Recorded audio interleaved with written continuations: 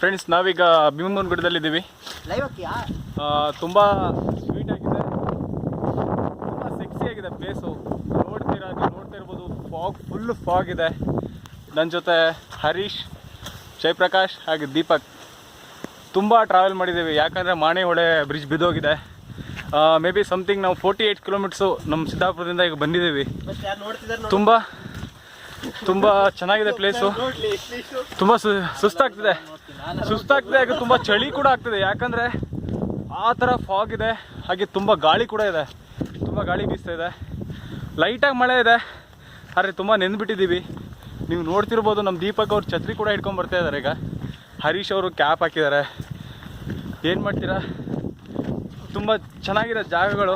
ಅದನ್ನು ನೋಡೋಕ್ಕೋಸ್ಕರ ಅದು ನಾವು ಇಷ್ಟು ದೂರ ಬರಲೇಬೇಕಾಗಿದೆ. ಓಕೆ, ಯಾಕೋ ಗೊತ್ತಿಲ್ಲ, ತುಂಬ ಸೆಳೀತಿದೆ ಈ ಪ್ಲೇಸು. ಈ ಮಂತಲ್ಲೇ 2 ಟೈಮ್ ಬಂದ್ವಿ, ಹಾಗೆಯೇ ಬರ್ತಾನೆ ಇರ್ತೀವಿ. ತುಂಬ ನೋಡೋಕ್ಕೆ ಚೆನ್ನಾಗಿದೆ. ನಿಮಗೆ ಇನ್ನು ಮುಂದೆ ತೋರಿಸ್ತೀನಿ, ಅಲ್ಲೂ ಕೂಡ ಚೆನ್ನಾಗಿದೆ ಪ್ಲೇಸ್ ಇದೆ. Okay, bye, take it.